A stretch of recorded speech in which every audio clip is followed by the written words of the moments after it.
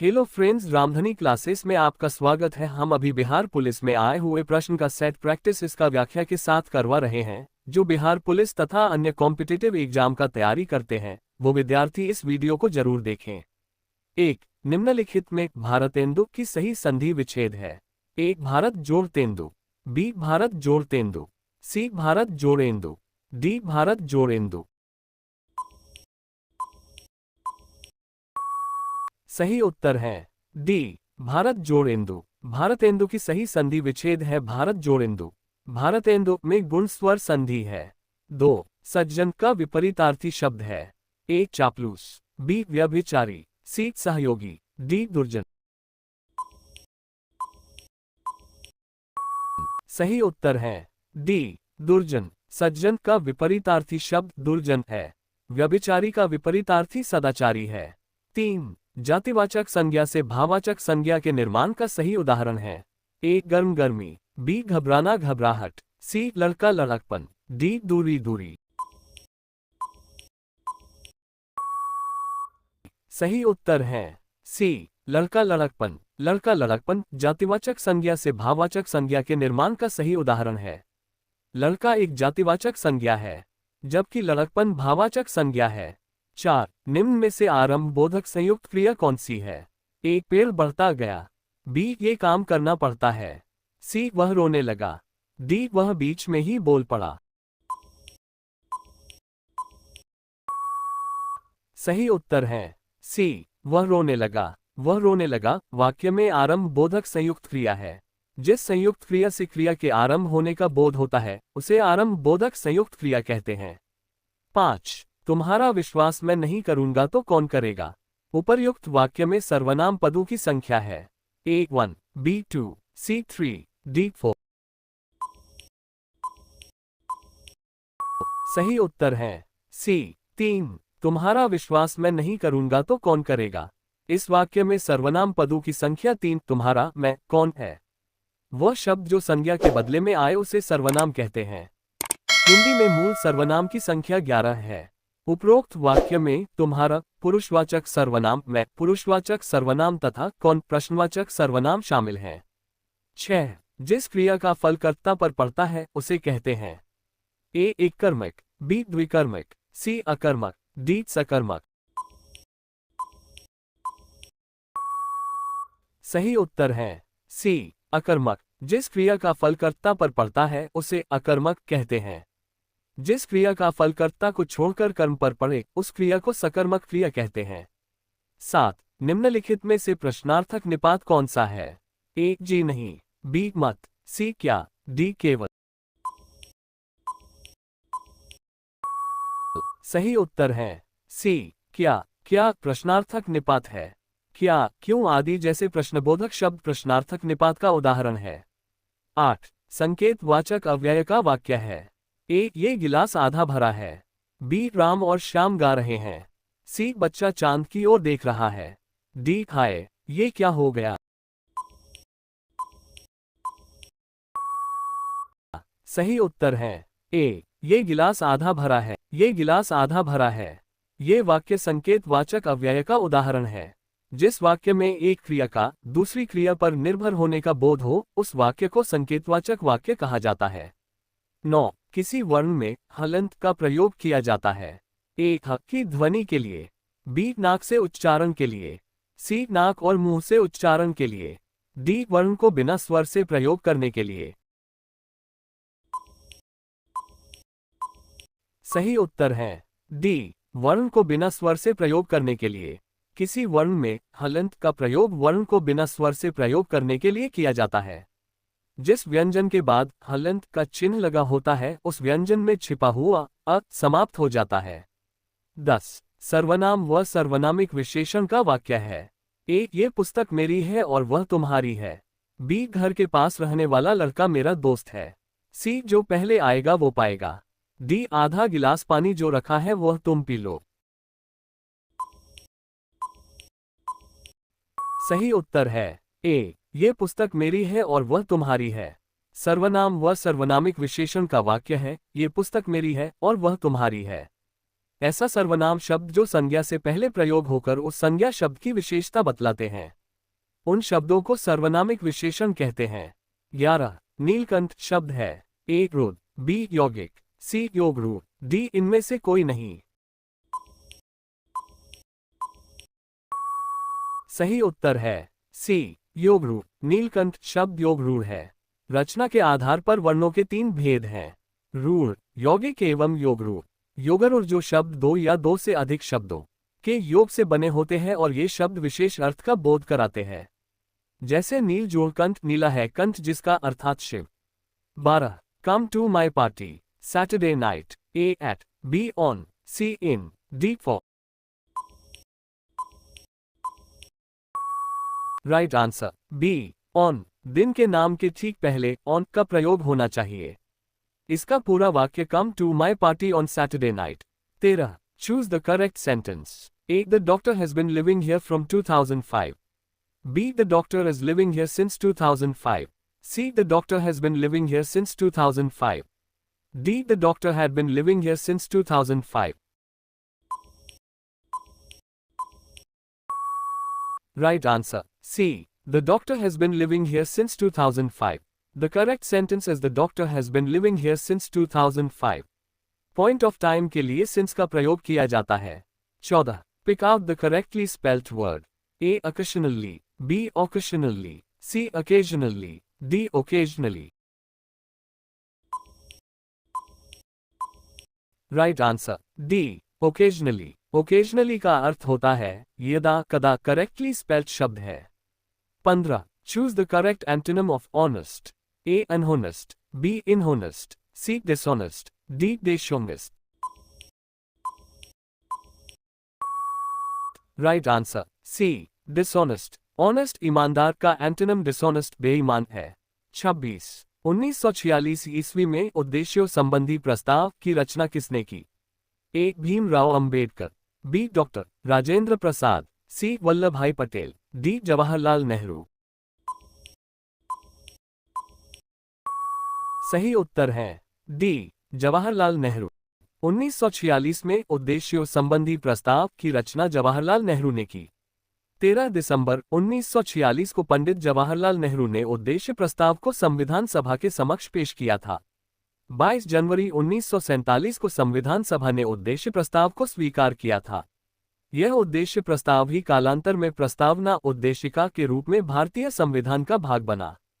प्रस्तावना को भारतीय संविधान की आत्मा कहा जाता है।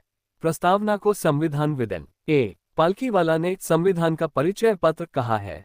27 पृथक निर्वाचन पद्धति की शुरुआत निम्न में से किसके द्वारा हुई? एक भारतीय संवैधानिक सुधारों पर रिपोर्ट 1918, बी मॉन्टेग्यू चेम्सफोर्ड सुधार, सी मौले मिंटो सुधार, डी 1935 का भारतीय शासन अधिनियम। सही उत्तर है सी मौले मिंटो सुधार। पृथक निर्वाचन पद्धति की शुरुआत मौले मिंटो सुधार के द्वारा हुई। 1909 के भारतीय परिषद अधिनियम को ही मौले मिंटो सुधार के नाम से जाना जाता है। इस अधिनियम द्वारा पहली बार मुसलमानों के लिए पृथक निर्वाचन मंडल का प्रावधान किया गया। लॉर्ड मिंटो को सांप्रदायिक निर्वाचन प्रणाली का जनक कहा जाता है, जो 1909 में भारत का वायसराय था। 1909 में लॉर्ड माले भारत सचिव था। इसने सांप्रदायिक निर्वाचक प्रणाली के संदर्भ में कहा था कि हम नाक के दांत बो रहे हैं, जिसका परिणाम अत्यंत विषैला होगा। इस अधिनियम के बारे में महात्मा गांधी ने कहा, माले मिंटो सुधारों ने हमारा सर्वनाश कर दिया। 28 स्वतंत्रता या मृत्यु का नारा किसके द्वारा दिया गया? ए फ्रांसीसी सेना, बी अमेरिकी सेना, सी ब्रिटिश सेना, डी जर्मन सेना। सही उत्तर है बी अमेरिकी सेना। स्वतंत्रता या मृत्यु का नारा अमेरिकी सेना द्वारा दिया गया। ये नारा अमेरिकी स्वतंत्रता संग्राम के दौरान जॉर्ज वाशिंगटन द्वारा दिया गया था। अमेरिकी स्वतंत्रता का युद्ध 1775 से 1783 तक लड़ा गया, जो 1783 में पेरिस की संधि के साथ समाप्त हुई थी। अमेरिकी क्रांति ने न केवल अमेरिकी राजनीति को प्रभावित किया बल्कि विश्व इतिहास को प्रभावित किया। सेडान का युद्ध 1 सितंबर 1870 में फ्रांस और प्रशा के बीच हुआ। इसके परिणामस्वरूप फ्रैंकफर्ट की संधि मई 1871 में हुआ। जर्मनी का एकीकरण फ्रैंकफर्ट की संधि द्वारा हुआ। 29 बोस्टन बंदरगाह पर 340 चाय के बॉक्सों को समुद्र में फेंका गया। इस घटना को किस नाम से जाना जाता है? ए. लाल सागर, B. British coffee party, C. Boston tea party, D. Pearl Harbor घटना। सही उत्तर है C. Boston tea party. France की क्रांति 14 जुलाई 1789 को प्रारंभ हुआ। बोस्टन बंदरगाह पर 340 चाय के बॉक्सों को समुद्र में फेंका गया। इस घटना को बोस्टन टी पार्टी के नाम से जाना जाता है। 16 दिसंबर 1773 को बोस्टन के मैसाचुसेट्स में सन्स ऑफ लिबर्टी के एक राजनीतिक और व्यापारिक विरोध के रूप में बोस्टन टी पार्टी की घटना घटी थी। इसका लक्ष्य 10 मई 1773 का चाय अधिनियम था, जिसने ब्रिटिश ईस्ट इंडिया कंपनी को करों का भुगतान किए बिना चीन से अमेरिकी उपनिवेशों हेतु चाय का निर्यात करने की अनुमति दी थी। जापानी सेना ने 7 दिसंबर 1941 को हवाई द्वीप समूह में स्थित अमेरिकी नौसैनिक के एक अड्डा पर्ल हार्बर पर आक्रमण किया था। 30 America, Canada, Denmark, Britain, Portugal, France, Belgium, Holland, Luxembourg, तुर्की और ग्रीस ने एक सैनिक संधि की, जिसे कहा जाता है A. SEATO, B. NATO, C. Baghdad pact, D. Versailles pact.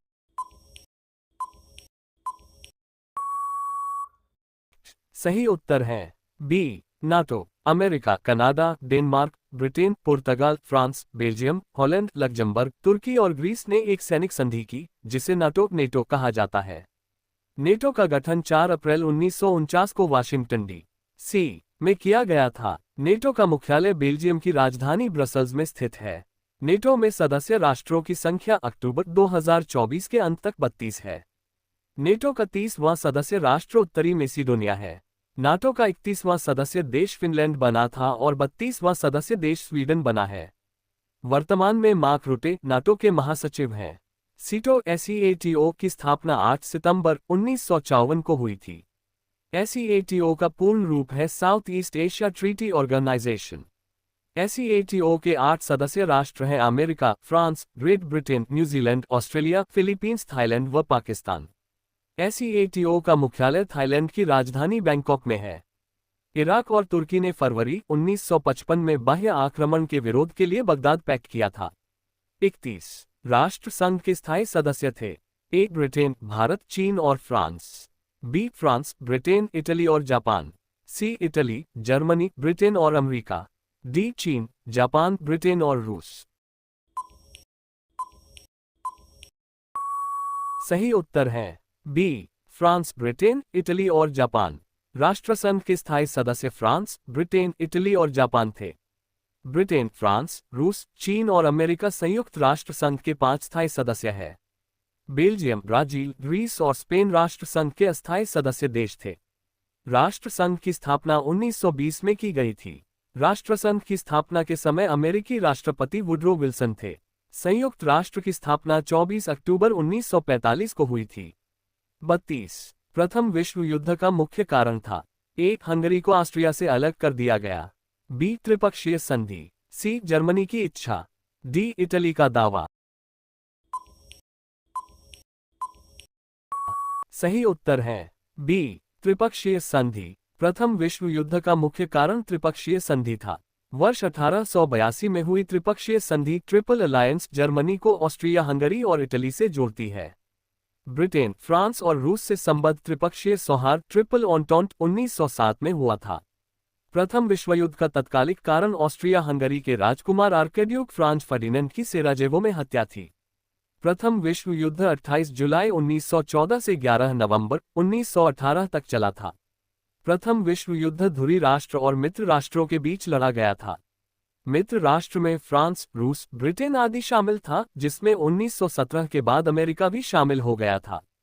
धुरी राष्ट्र में जर्मनी, ऑस्ट्रिया हंगरी, ऑटोमन साम्राज्य, बल्गेरिया आदि शामिल था। 33 पाषाण युग में काटने के लिए सामान्यतया प्रयुक्त उपकरण को कहा जाता था।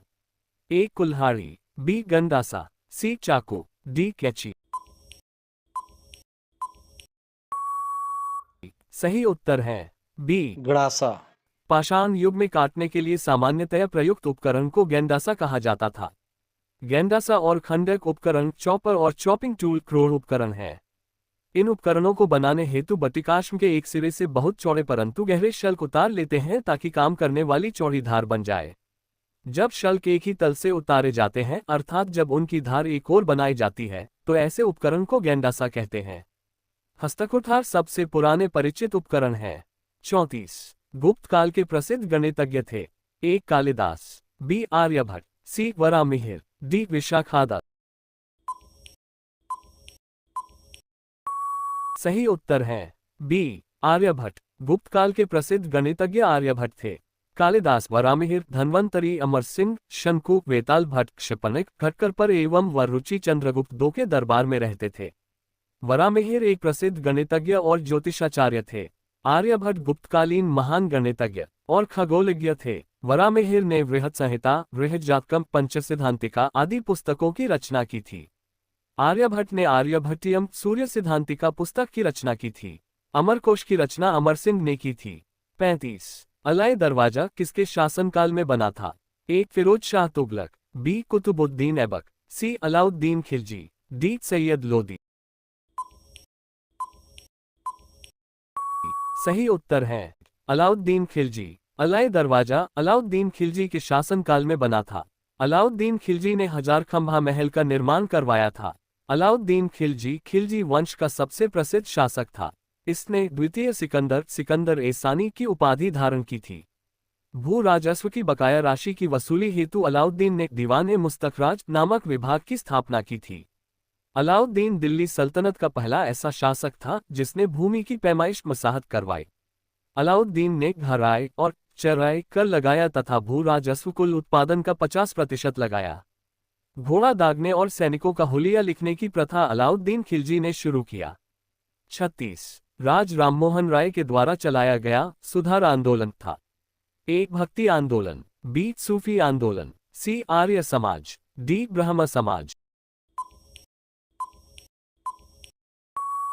सही उत्तर है डी ब्रह्म समाज। राजा राममोहन राय के द्वारा चलाया गया सुधार आंदोलन ब्रह्म समाज था।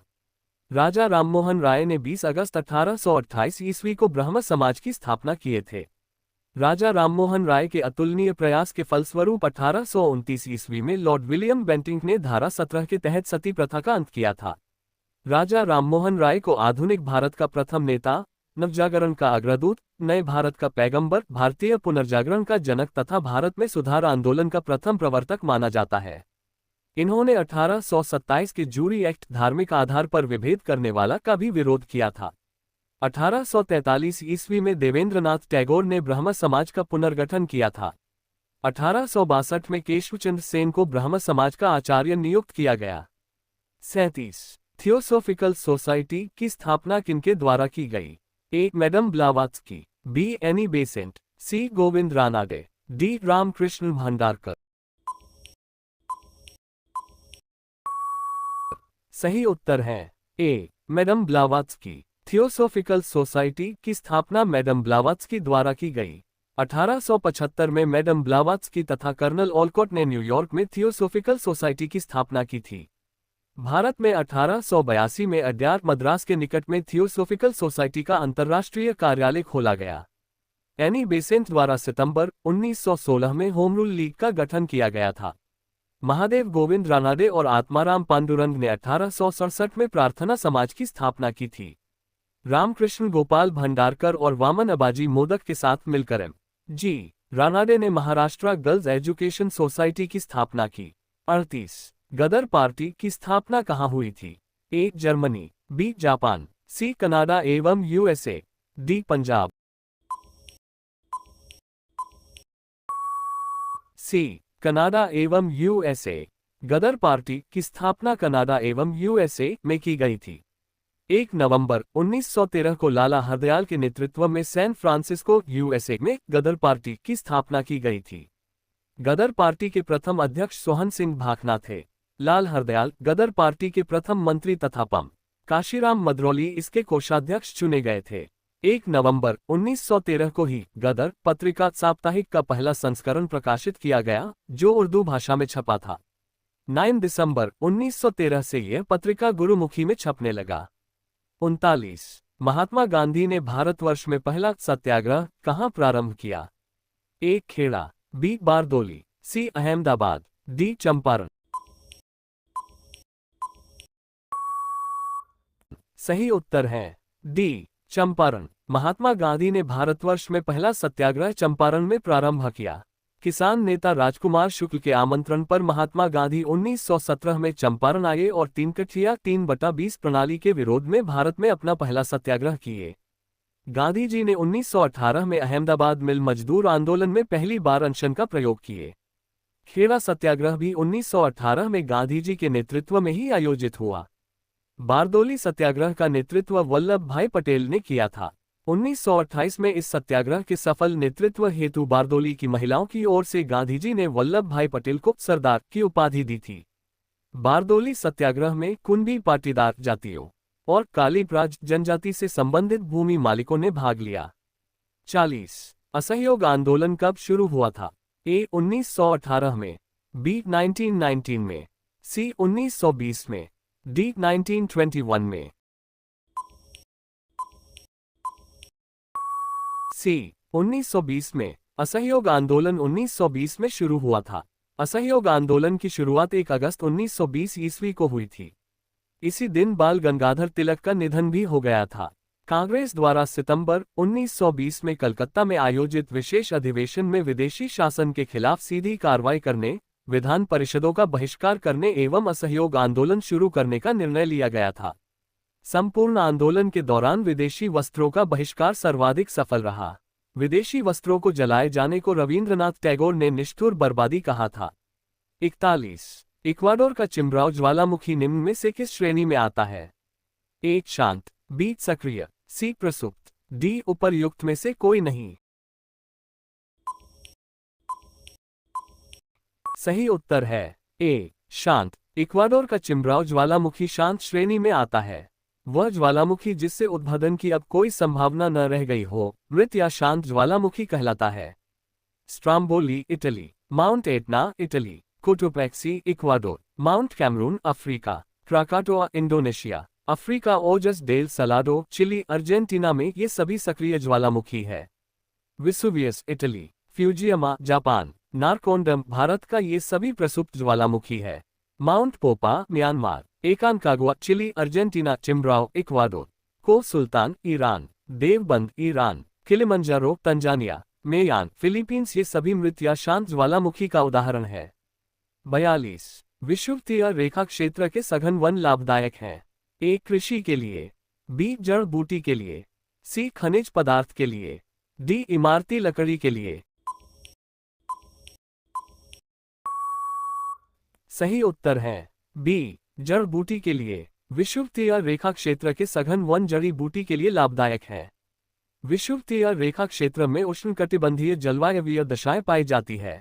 इस क्षेत्र में उष्ण तथा आर्द्र जलवायु होने से न केवल वर्षा की दर अधिक होती है, बल्कि वार्षिक तापांतर भी नगण्य रहता है। विषुवतीय क्षेत्र में प्रतिदिन दोपहर 2 बजे गरज तरज के साथ वर्षा होती है, इसलिए इस क्षेत्र में उच्च आर्द्रता पाई जाती है। इस क्षेत्र में जैव विविधता सर्वाधिक होती है, इसलिए विभिन्न प्रकार के जड़ी बूटियों के पौधे यहाँ पाए जाते हैं। 43 आप ग्लास हाउस में सब्जियां कहाँ उगाएंगे? ए मरुस्थल, बी टैगा, सी विषुवत क्षेत्र, डी टुंड्रा।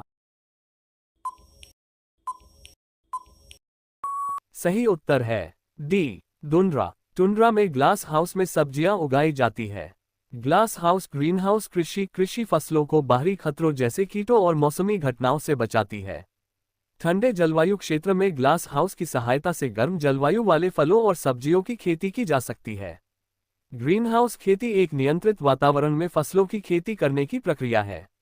ग्रीनहाउस कृषि में प्रकाश, वेंटिलेशन, आर्द्रता और तापमान सभी को नियंत्रित किया जाता है। नॉर्वे में ग्रीनहाउस कृषि प्रक्रिया द्वारा टमाटर की खेती की जा रही है। 44 विषुवत रेखा के समीप तापमान सबसे अधिक होता है क्योंकि ए ताप छोटे क्षेत्र में केंद्रित होता है, बी ताप बड़े क्षेत्र में केंद्रित होता है, सी विषुवत रेखा सूरज के समीप है, डी विषुवत रेखा सूरज की तरफ झुका है। सही उत्तर है ए ताप छोटे क्षेत्र में केंद्रित होता है। विषुवत रेखा के समीप तापमान सबसे अधिक होता है क्योंकि ताप छोटे क्षेत्र में केंद्रित होता है। सूर्य की किरणें सालों भर कर्क रेखा और मकर रेखा के बीच ही चमकती है। 0 डिग्री अक्षांश रेखा को विषुवत रेखा या भूमध्य रेखा कहते हैं। ये रेखा संपूर्ण पृथ्वी को 2 बराबर भागों में बांटती है। 23.5 डिग्री उत्तरी अक्षांश रेखा को कर्क रेखा तथा 23.5 डिग्री दक्षिणी अक्षांश रेखा को मकर रेखा कहते हैं। 21 मार्च और 23 सितंबर को सूर्य की किरणें सीधे विषुवत रेखा पर चमकती है। 22 मार्च से 22 सितंबर के बीच सूर्य उत्तरी गोलार्ध में तथा 24 सितंबर से 20 मार्च के बीच सूर्य दक्षिणी गोलार्ध में चमकती है। पृथ्वी के इतने बड़े क्षेत्र में से चूंकि सूर्य काफी छोटे क्षेत्र में ही चमकता है, इसलिए विषुवतीय क्षेत्र का तापमान अधिक होता है। 45। आग्नेय शैल में निम्नलिखित कौन से तत्व नहीं पाए जाते हैं? 1. मैग्मा के ठंडे होने के कारण बने हैं। बी. इसे परतदार चट्टानें भी कहते हैं। सी. सिल और डाइक पाए जाते हैं। डी. ग्रेनाइट और बेसल्ट आग्नेय शैल के उदाहरण हैं।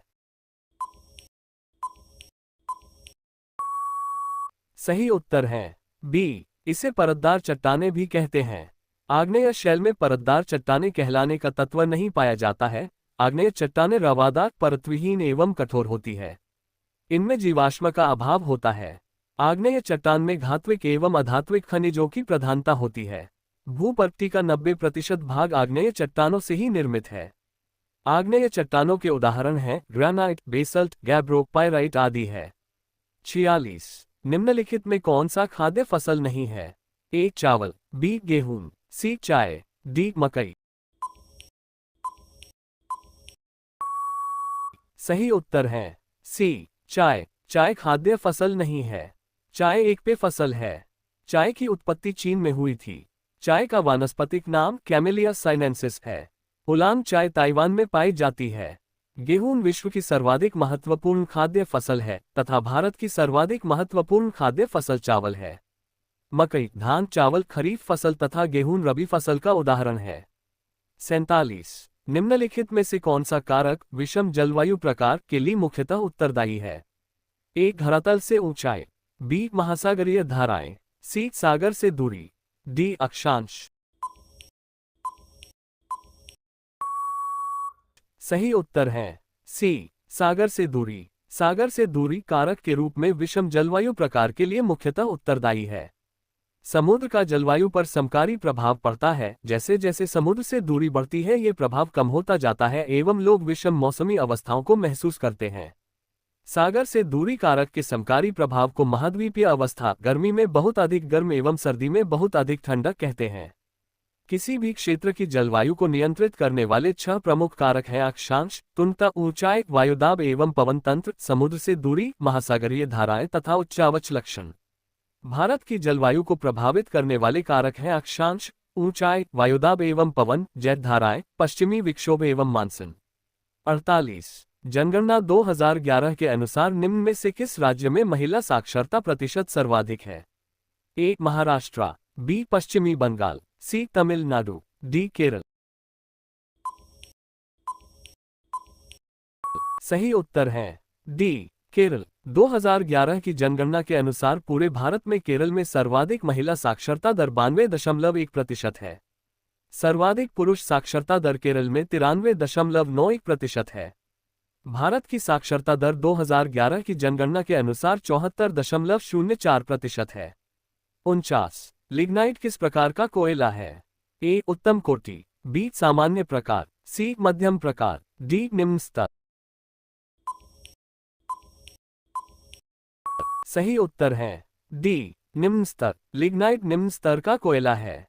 भारत में तमिलनाडु राज्य के नेवेली में लिग्नाइट कोयले का उत्पादन होता है। लिग्नाइट को भूरा कोयला भी कहते हैं। कोयला 4 प्रकार के होते हैं।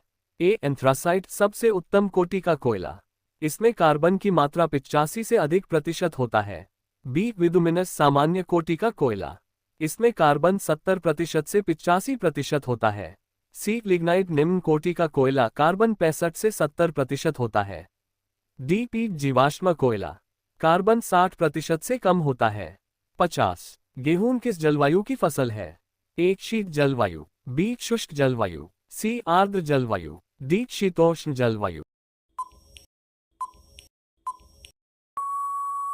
सही उत्तर है डी. शीतोष्ण जलवायु। गेहूं शीतोष्ण जलवायु की फसल है। गेहूं की खेती के अनुकूल तापमान बुआई के समय 20 से 25 डिग्री सेल्सियस उपयुक्त होता है। गेहूं की खेती हेतु वर्षा 50 से 75 सेंटीमीटर तथा हल्की शुष्क मिट्टी या शुष्करित मिट्टी आवश्यक है। चरनोजम प्रकार की मिट्टी गेहूं की खेती के लिए सर्वाधिक उपयुक्त होती है। चीन, भारत, अमेरिका, रूस, ऑस्ट्रेलिया, कनाडा, पाकिस्तान, फ्रांस आदि देश गेहूं के प्रमुख उत्पादक हैं। भारत में उत्तर प्रदेश राज्य में गेहूं का सर्वाधिक उत्पादन होता है। 51। इंडियन कॉपर कॉर्पोरेशन कहाँ स्थित है? A. Matigara, B. Rajdoh, C. Ghatshila, D. Maisagoda. सही उत्तर है C. Ghatshila. Indian copper corporation Ghatshila में स्थित है। इंडियन कॉपर कॉर्पोरेशन की स्थापना 1930 ईस्वी में घाटशिला, झारखंड में की गई थी। 25 सितंबर 1972 ईस्वी को भारत सरकार ने इंडियन कॉपर कॉर्पोरेशन का विलय हिंदुस्तान कॉपर लिमिटेड में कर दिया। Hindustan copper limited HCL Khan मंत्रालय भारत सरकार के प्रशासनिक नियंत्रणाधीन एक सार्वजनिक उपक्रम है। HCL की स्थापना 9 नवंबर 1967 ईस्वी को की गई थी। 52। निम्नलिखित में से कौन सा राज्य गेहूं के उत्पादन में प्रथम स्थान रखता है? ए. उत्तर प्रदेश, बी. बिहार, सी. हरियाणा, डी. पश्चिम बंगाल। सही उत्तर है ए. उत्तर प्रदेश। उत्तर प्रदेश राज्य गेहूं के उत्पादन में प्रथम स्थान रखता है। प्रति हेक्टेयर गेहूं का उत्पादकता सर्वाधिक उत्पादन पंजाब राज्य करता है। चावल धान का सर्वाधिक उत्पादन पश्चिम बंगाल राज्य करता है। बिहार में धान का कटोरा रोहतास जिला को कहा जाता है। गोदावरी कृष्णा डेल्टा एवं छत्तीसगढ़ राज्य को धान का कटोरा कहा जाता है। 53। वायुमंडल की वह परत जो पृथ्वी पर रेडियो प्रसारण के लिए उत्तरदायी है।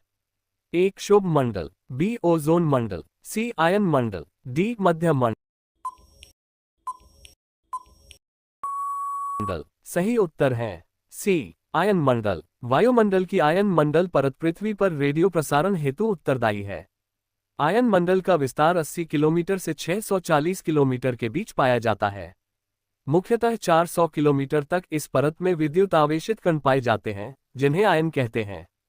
पृथ्वी से भेजी गई रेडियो तरंगें इस परत से वापस लौट आती हैं, जिससे पृथ्वी पर संचार, रेडियो एवं टेलीविजन का प्रसारण सुगम होता है। इस परत में उत्तरी ध्रुवीय प्रकाश को ऑरोरा बोरियालिस तथा दक्षिणी ध्रुवीय प्रकाश को ऑरोरा ऑस्ट्रेलिस कहा जाता है। आयन मंडल को ही तापमंडल भी कहा जाता है। 54। स्टेलेक्टाइट स्थलाकृति का निर्माण होता है। ए. नदी द्वारा, बी. भूमिगत जल द्वारा, सी. हिमानी द्वारा, डी. सागरीय लहरों द्वारा। सही उत्तर है बी. भूमिगत जल द्वारा। स्टेलेक्टाइट स्थलाकृति का निर्माण भूमिगत जल द्वारा होता है। कंदराओं में चूने युक्त जल के टपकने से कंदरा छत के सहारे चूने के जमाव से उल्टे स्तंभ रूपी संरचना का निर्माण होता है, इसे स्टेलेक्टाइट कहते हैं। कंदराओं की छत से फर्श पर टपकने वाले चूना मिश्रित जल से निर्मित स्तंभ रूपी संरचना स्टेलेग्माइट कहलाती है। स्टेलेक्टाइट एवं स्टेलेग्माइट आपस में मिलकर कंदरा स्तंभ का निर्माण करती है। भारत में देहरादून, रोहतास, पठार, बस्तर, छत्तीसगढ़ एवं चित्रकूट आदि क्षेत्रों में कंदराएं मिलती हैं। स्थलाकृतियों का अध्ययन टोपोग्राफी कहलाता है। 55। दार्जिलिंग जिला किस राज्य का भाग है? ए. बिहार, बी. सिक्किम, सी. पश्चिम बंगाल, डी. मेघालय। सही उत्तर है सी. पश्चिम बंगाल। दार्जिलिंग जिला पश्चिम बंगाल राज्य का भाग है। दार्जिलिंग चाय की खेती के बागानों हेतु सुप्रसिद्ध है। पश्चिम बंगाल राज्य में कुल 23 जिले हैं। पश्चिम बंगाल में 7 नए जिले बनाने की स्वीकृति मंत्रिमंडल ने दी है। पश्चिम बंगाल राज्य की राजधानी कोलकाता है। सिक्किम राज्य की राजधानी गैंगटॉक है। मेघालय राज्य की राजधानी शिलोंग है। 56। विधान परिषद के सदस्य का कार्यकाल क्या है? ए. 2 वर्ष, बी. 6 वर्ष, सी. 4 वर्ष, डी. 5 वर्ष। सही उत्तर है बी. 6 वर्ष। विधान परिषद के सदस्य का कार्यकाल 6 वर्ष का होता है। विधान परिषद राज्य विधानमंडल का उच्च सदन होता है। विधान परिषद के 1/3 सदस्यों का कार्यकाल प्रति 2 वर्ष में पूरा होता है। विधान परिषद के सदस्यों के निर्वाचन की प्रक्रिया का उल्लेख अनुच्छेद 171 के अनुसार निम्नवत है। पहला, 7/12 सदस्यों का निर्वाचन 3 वर्ष पूर्व स्नातक कर चुके मतदाता। दूसरा, 7/12 सदस्यों का निर्वाचन पिछले 3 वर्ष से माध्यमिक स्तर या उससे ऊंचे स्तर की कक्षाओं में शिक्षण कार्य कर रहे शिक्षक द्वारा। तीसरा, 1/3 सदस्यों का निर्वाचन उस राज्य की विधानसभा के सदस्यों द्वारा। चौथा, 1/3 सदस्यों का निर्वाचन स्थानीय संस्थाओं के सदस्यों द्वारा। पचमा, 6 सदस्यों को राज्यपाल द्वारा मनोनीत किया जाता है। 57, नीति निदेशक तत्व सरकार के मार्गदर्शन हेतु किसके द्वारा दिए गए हैं? ए. लोकसभा, बी. उच्चतम न्यायालय, सी. 42वां संशोधन, डी. संविधान। सही उत्तर है डी. संविधान। 58, पंचायती राज संस्थानों के जिला स्तर पर सर्वोच्च अंग का नाम क्या है? ए. ग्राम सभा, बी. जिला परिषद, सी. नगर पालिका, डी. न्याय पंचायत। सही उत्तर है बी. जिला परिषद। ग्राम स्तर पर ग्राम पंचायत, प्रखंड स्तर पर पंचायत समिति तथा जिला स्तर पर जिला परिषद का प्रावधान है। त्रिस्तरीय पंचायती राज व्यवस्था की सिफारिश बलवंत राय मेहता ने की थी। इसकी स्थापना 1957 में हुई थी। बलवंत राय मेहता को भारत के पंचायती राज व्यवस्था का शिल्पी वास्तुकार कहा जाता है। पंचायती राज व्यवस्था हेतु 2 स्तरीय व्यवस्था की सिफारिश अशोक मेहता समिति 1977 द्वारा की गई थी। 59, किस राज्य में द्विसदनात्मक विधान मंडल नहीं है? ए. बिहार, बी. उत्तर प्रदेश, सी. केरल, डी. महाराष्ट्र। सही उत्तर है सी. केरल। केरल में द्विसदनात्मक विधानमंडल नहीं है। जनवरी 2025 तक की स्थिति के अनुसार भारत के 6 राज्यों में द्विसदनात्मक विधानमंडल है। उत्तर प्रदेश, कर्नाटक, महाराष्ट्र, बिहार, आंध्र प्रदेश एवं तेलंगाना राज्य में विधान परिषद अस्तित्व में है। राज्य विधानमंडल के गठन का प्रावधान अनुच्छेद 168 में है। इसके अनुसार विधान परिषद, विधानसभा एवं राज्यपाल विधानमंडल के अंग हैं। यदि विधान परिषद हो तो राज्य विधानमंडल के 2 सदन हैं, 1 विधान परिषद उच्च सदन एवं 2 विधानसभा निम्न सदन या लोकप्रिय सदन। राज्य विधानमंडल 1 सदनीय या 2 सदनीय हो सकता है। अनुच्छेद 169 के अंतर्गत संसद विधि द्वारा किसी राज्य में विधान परिषद का सृजन या समाप्ति करने के लिए विधि बना सकेगी, बशर्ते उस राज्य की विधानसभा ने इस आशय का संकल्प पारित किया हो। 60, पंचशील निम्न देशों के बीच का समझौता है? ए. भारत और नेपाल, बी. भारत और पाक, सी. भारत और चीन, डी. भारत और श्रीलंका। सही उत्तर है सी. भारत और चीन। पंचशील समझौता भारत और चीन के बीच का समझौता है। 29 अप्रैल 1954 को भारत के प्रधानमंत्री जवाहरलाल नेहरू एवं चीन के पहले प्रीमियर प्रधानमंत्री चाओ एन लाई के द्वारा पंचशील समझौता पर हस्ताक्षर किया गया था। यह समझौता चीन के क्षेत्र तिब्बत और भारत के बीच आपसी संबंधों और व्यापार को लेकर हुआ था। पंचशील संधि में निहित 5 सिद्धांत इस प्रकार हैं। 1. क्षेत्रीय अखंडता और संप्रभुता हेतु परस्पर सम्मान। 2. आक्रामकता। 3. हस्तक्षेप आंतरिक विषयों पर। 4. समानता और पारस्परिक लाभ। 5. शांति सह अस्तित्व। 61. संयुक्त राष्ट्र में अमेरिका, ब्रिटेन, फ्रांस, रूस और चीन स्थायी सदस्य हैं। 1. सचिवालय के, बी. न्यास परिषद के, सी. महासभा के, डी. सुरक्षा परिषद के। सही उत्तर है डी. सुरक्षा परिषद के। संयुक्त राष्ट्र में अमेरिका, ब्रिटेन, फ्रांस, रूस और चीन सुरक्षा परिषद के स्थायी सदस्य हैं। सुरक्षा परिषद संयुक्त राष्ट्र की कार्यपालिका है। इसका प्रमुख कर्तव्य अंतर्राष्ट्रीय शांति एवं सुरक्षा को बनाए रखना है। सुरक्षा परिषद को दुनिया का पुलिसमैन भी कहा जाता है। इसमें 5 स्थायी एवं 10 अस्थायी सदस्य देश हैं। अस्थायी सदस्य देशों को महासभा द्वारा 2/3 बहुमत से 2 वर्षों के लिए महासभा द्वारा चुना जाता है। सचिवालय संयुक्त राष्ट्र के प्रशासनिक कार्यों को संभालता है। इसका प्रमुख महासचिव होता है। महासभा संयुक्त राष्ट्र की व्यवस्थापिका सभा है। इसमें सभी सदस्य राष्ट्रों के प्रतिनिधि शामिल होते हैं, इसलिए इसे विश्व की लघु संसद भी कहा जाता है। 62. भारत ने एक समझौते के तहत संयुक्त राष्ट्र को अपनी कौन सी सेना भेजने पर सहमति दी? ए. भारतीय सेना, बी. भारतीय वायु सेना, सी. भारतीय जल सेना, डी. भारतीय शांति सेना। सही उत्तर है डी. भारतीय शांति सेना। भारत ने एक समझौते के तहत संयुक्त राष्ट्र को अपनी शांति सेना भेजने पर सहमति दी। संयुक्त राष्ट्र शांति सेना का गठन 29 मई 1948 को विश्व भर में शांति की निगरानी हेतु किया गया था। भारत शांति सेना में सैन्य योगदान के नजरिए से विश्व के सभी देशों में तीसरे स्थान पर है।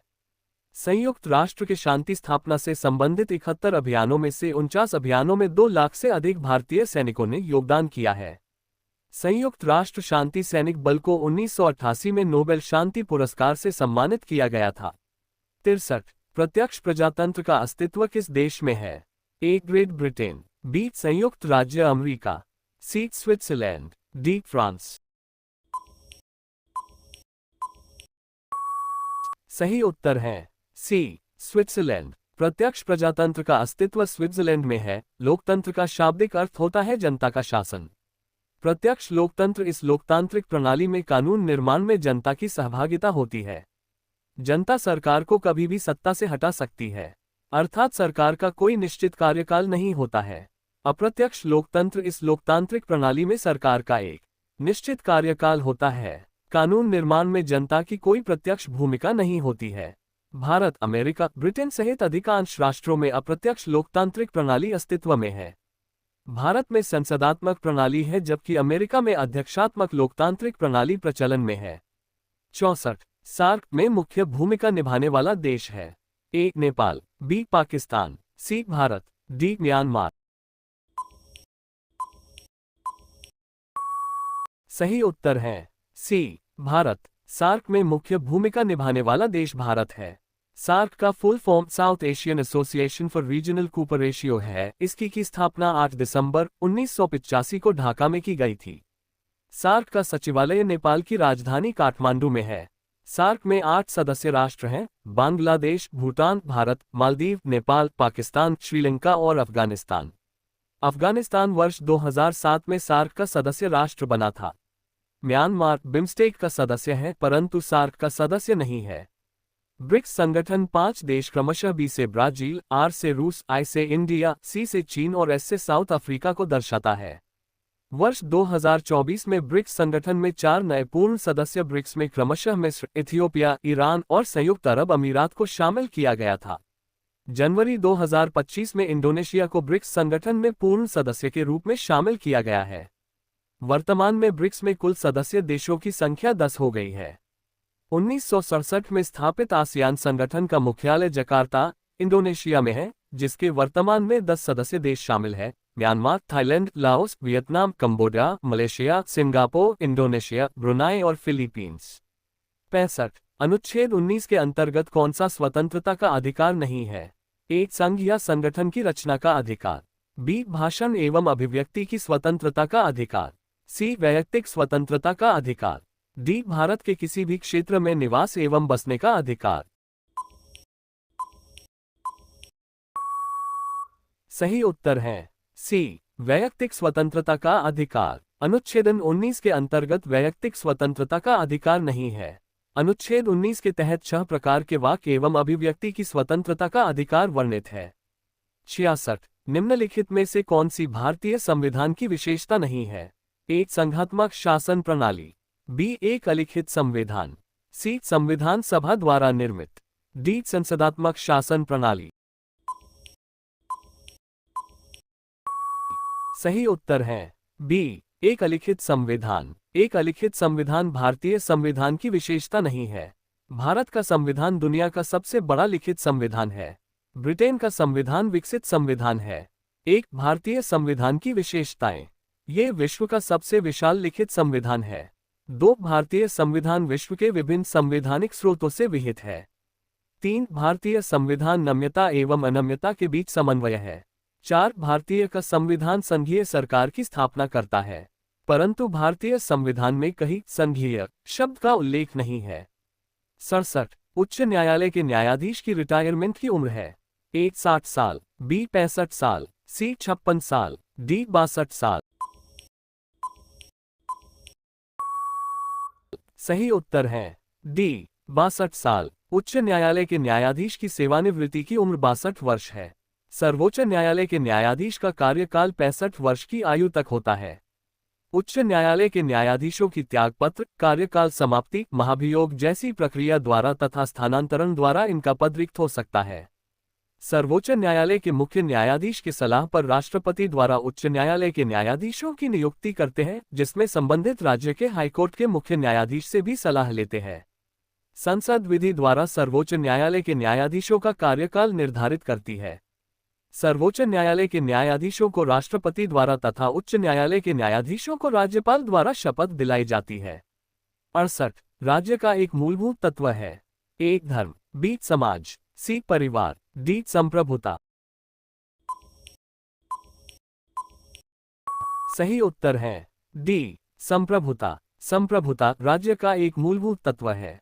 राज्य के 4 मूलभूत तत्व होते हैं। 1 भूमि, 2 जनसंख्या, 3 सरकार एवं 4 संप्रभुता। राज्य के उपरोक्त चारों तत्वों को राज्य का मूलभूत तत्वज्ञान ने बताया है। राज्य की संप्रभुता का तात्पर्य है कि राज्य अपने क्षेत्र में स्थित सभी व्यक्तियों और समुदायों को आज्ञा प्रदान कर सके तथा बाहरी नियंत्रण से मुक्त हो। 69 संयुक्त राष्ट्र अंतर्राष्ट्रीय बाल आपातकाल फंड का लघु रूप है। ए UNDFL, बी USSR, सी यूनेस्को, डी यूनिसेफ। सही उत्तर है डी यूनिसेफ। संयुक्त राष्ट्र अंतर्राष्ट्रीय बाल आपातकाल फंड का लघु रूप यूनिसेफ है। यूनिसेफ का पूरा नाम United Nations International Children's Emergency Fund है। यूनिसेफ की स्थापना 11 दिसंबर 1946 को की गई थी। यूनिसेफ का मुख्यालय न्यूयॉर्क में स्थित है। यूनेस्को की स्थापना 16 नवंबर 1945 ईस्वी को की गई थी। यूनेस्को का मुख्यालय पेरिस में स्थित है। यूएसएसआर का गठन 30 दिसंबर 1922 को किया गया था। यूएसएसआर का विघटन 26 दिसंबर 1991 को हुआ था। 70 किसी राज्य के राज्यपाल के संबंध में कौन सा कथन गलत है? ए राज्यपाल केंद्र सरकार द्वारा नामित होता है। बी राज्यपाल का चुनाव संसद करती है। सी राज्यपाल उस राज्य का नहीं होना चाहिए जहां उसकी नियुक्ति हुई हो। डी 2 या 2 से अधिक राज्यों के लिए एक राज्यपाल को नियुक्त किया जा सकता है।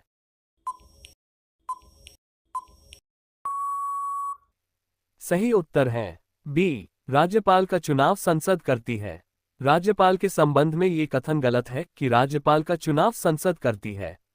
संविधान के अनुच्छेद 155 के तहत राज्यपाल की नियुक्ति राष्ट्रपति द्वारा की जाती है।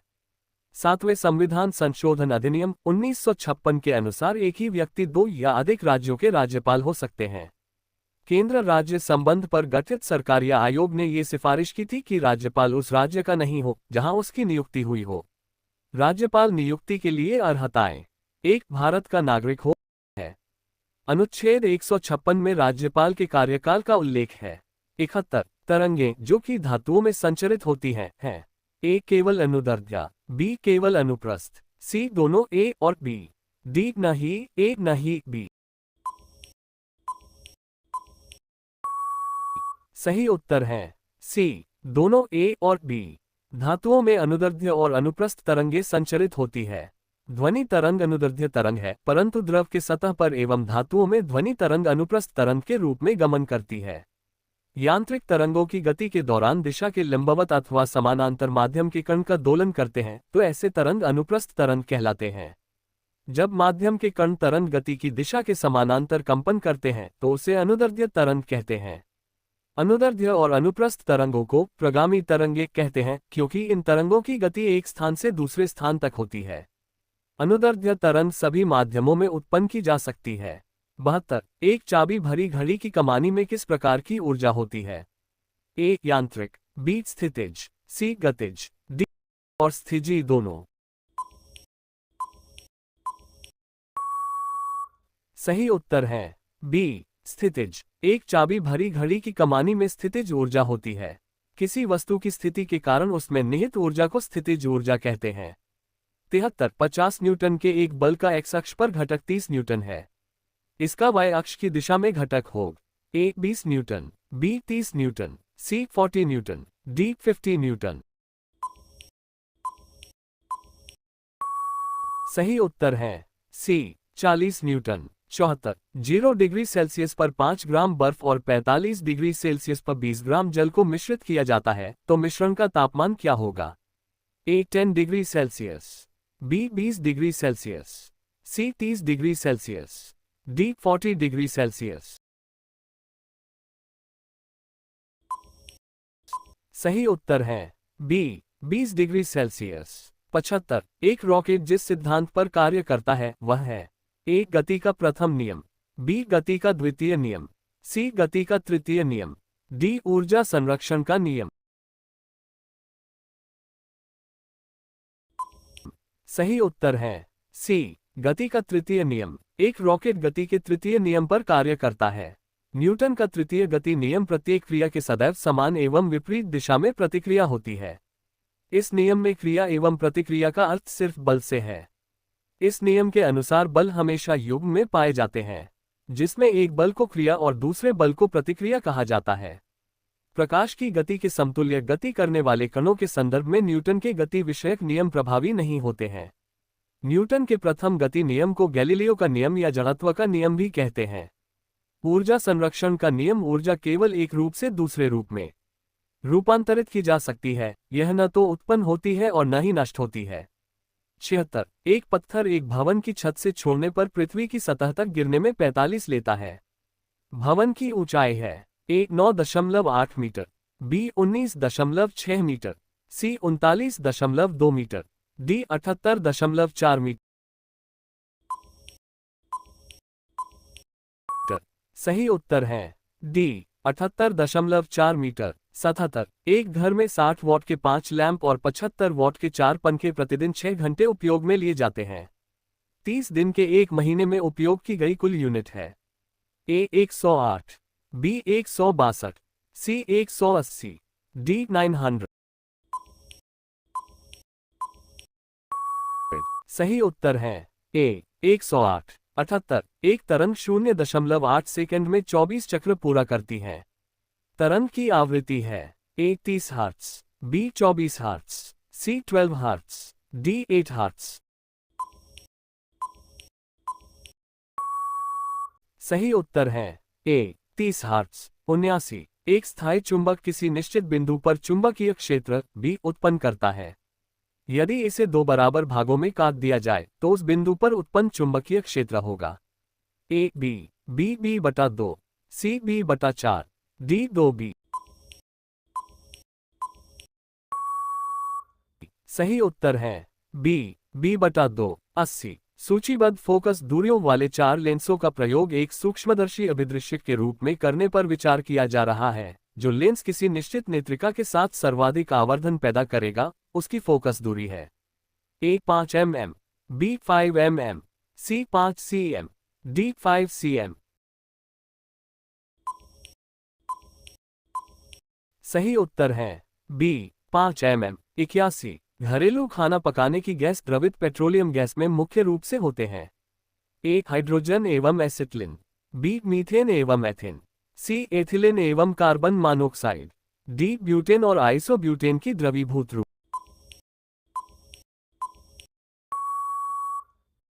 सही उत्तर है डी ब्यूटेन और आइसोब्यूटेन की द्रवीभूत रूप। घरेलू खाना पकाने की गैस द्रवित पेट्रोलियम गैस में मुख्य रूप से ब्यूटेन और आइसोब्यूटेन के द्रवीभूत रूप होते हैं। द्रवित पेट्रोलियम गैस एलपीजी का प्रमुख अवयव प्रोपेन तथा ब्यूटेन होता है। एलपीजी का उपयोग रसोई गैस के रूप में होता है। घरेलू गैस एलपीजी में गंध के लिए इथाइल मरकैप्टेन मिलाया जाता है।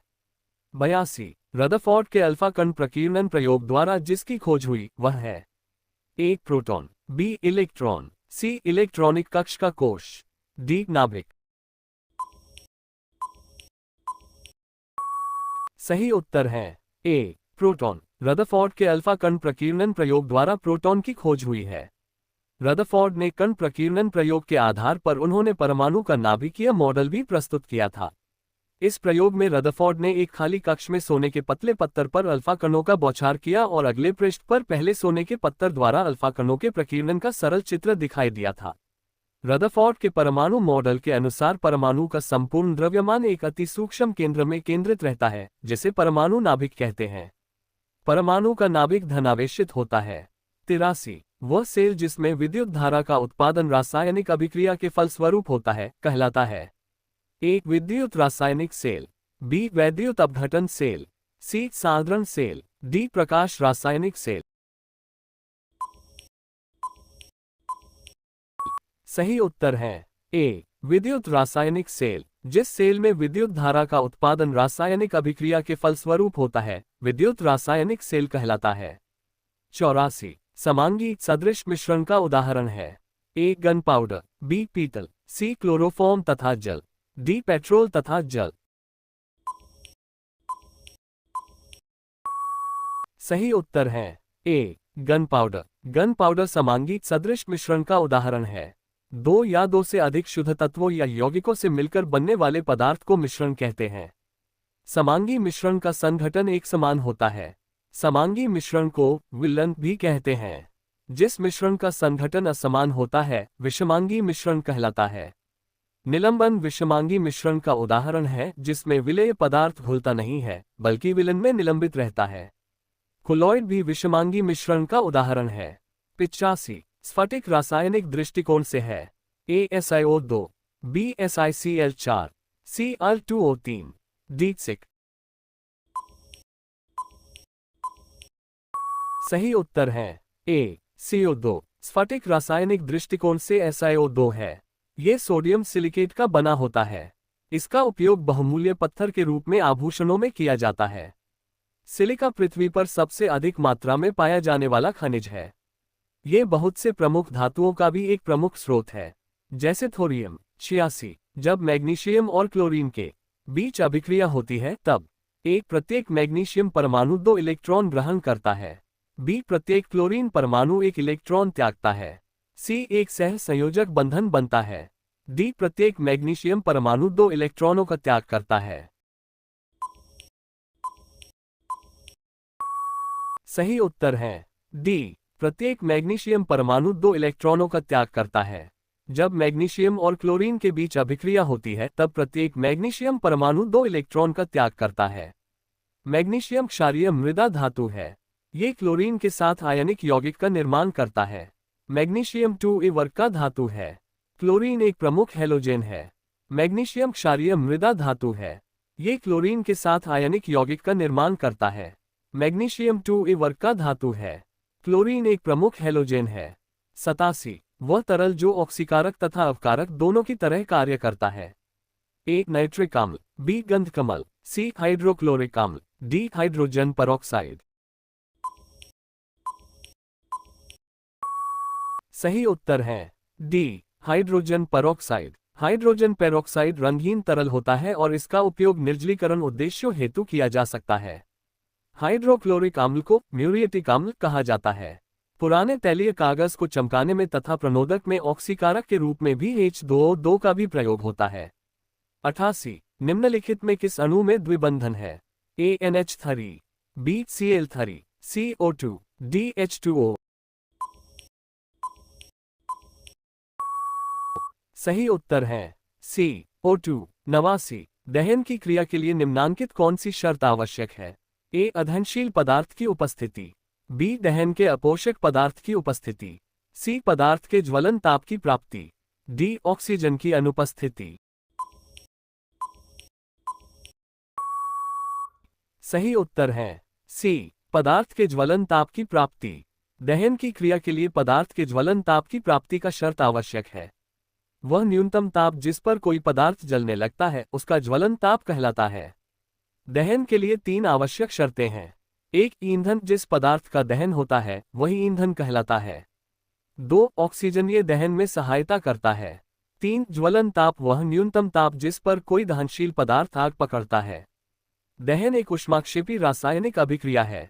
वायु में गंधक को जलाने पर सल्फर डाइऑक्साइड बनता है तथा ऊष्मा और प्रकाश भी उत्पन्न होते हैं। दहन एक ऑक्सीकरण अभिक्रिया है। 91 प्रकाश संश्लेषण की दर अधिकतम होती है।